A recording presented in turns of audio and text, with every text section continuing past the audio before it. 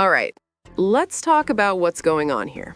Because earlier today, I dropped a video breaking down just how bad these unrivaled ratings really are. And somehow, the situation is even worse than it first looked. I mean, these numbers didn't just dip, they fell off a cliff. And that's saying something, because this is happening in a year where a brand new TV rating system is in place, one that has clearly inflated numbers across the board compared to previous seasons. Even with that built-in boost, the ratings are still way down. That's a massive red flag. Now, we've got Brianna Stewart out here addressing the ratings publicly, which tells you everything you need to know. When star players and league founders are forced to talk about viewership this early, it's because the league's survival is tied directly to those TV numbers. And let's be honest here. Who honestly thought 3-on-3 basketball was going to carry a professional league long term? This outcome should not surprise anyone. What really caught my attention, though, was a recent Front Office Sports article. I'll be honest, I was shocked by how blunt it was. This outlet is usually very player-friendly, but this report peeled the curtain all the way back. The big revelation? They can't sell tickets. That's brutal. This is a league co-owned by sitting WNBPA vice presidents, and it's already spiraling financially. And the ratings, by the way, are even worse than what I initially reported.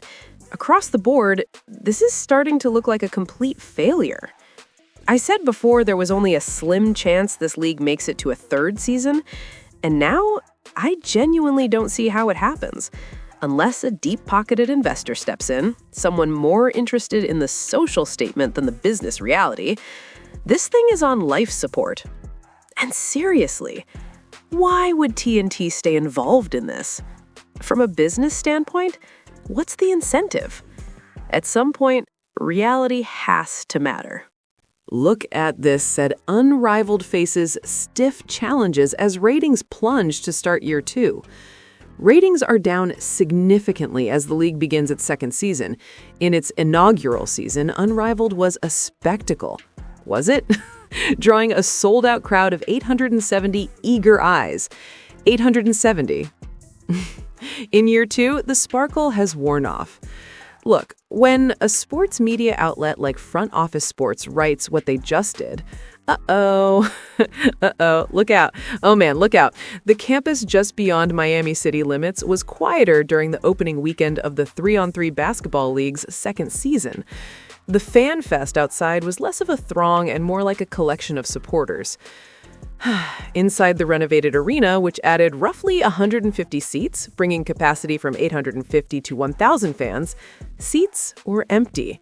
I told you guys that first day I flipped it over and you can see the new seats. There were absolutely empty seats. There were absolutely seats that did not have people in them at all.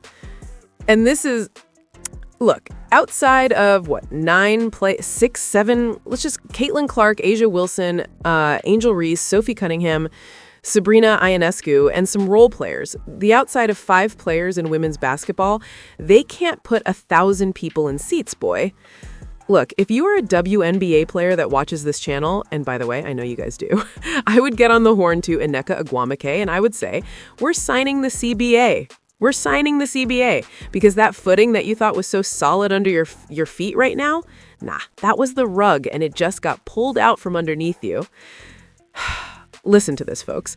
And most concerningly for second-year league, ratings on TNT were lackluster. Unrivaled's opening slate on January 5th averaged 175,000 viewers in 2 games that aired on both TNT and True TV. Listen to this. The 2 True TV exclusive games on January 5th averaged 32,000 viewers. Wow. Okay. Games on January 9th averaged 139,000 viewers across TNT and True TV. The 4 games which aired January 10th/11th averaged 71,000 viewers on True TV. They also had games air on HBO Max. That's a steep drop compared to the first season, when the league averaged 221,000 viewers on TNT, peaking at 377 for the finale of the 101 tournament. It goes on. Look, It's talking about Alex Bazell making comments, we're building Unrivaled for a long game, and we're confident in its outlook, keeping in mind the same core principles and goals we set forth when establishing the league. Unrivaled CEO Alex Bazell told Front Office Sports Wednesday, "We're proud of the products we're putting on the court each week, and we're going to continue growing our audience while showcasing the best women's basketball players in the world. The leagues aren't built overnight. No, they're not, but your viewership just got cut in half." I mean, honestly, Unrivaled has other ways to make money, chiefly ticket and merch sales, despite empty seats in Florida. A league person said opening weekend was sold out. The league also will feature a tour stop in Philadelphia, which stands to pay dividends. The two-game slate on January 30th will be played at Xfinity Mobile Arena, which has a capacity of roughly 17,000 and 20,000 fans. Oh my God, January 30th could be the most embarrassing set of days in women's basketball history. What happens if they get 2,000 people in a 17,000-seat arena? Unrivaled said the games are sold out and resale prices are starting at $123 as of Wednesday afternoon. So, are they sold out or the resellers have bought them? That's the question. I don't buy that.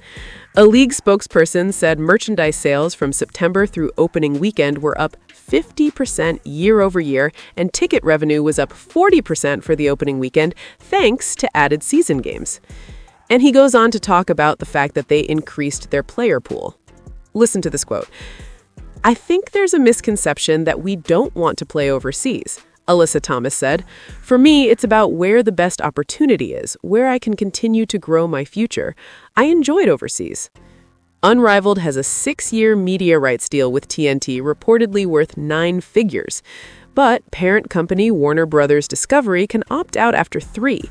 TNT also has equity in the league. WBD is facing its own shaky future as Netflix and Paramount fight to buy the company. Okay, we've all heard this before, right? That was the big sales pitch Unrivaled kept pushing. The idea was that everyone could stay here, play at home, and not have to go overseas to make extra money during the off-season. That was supposed to be the game changer. Then Project B showed up.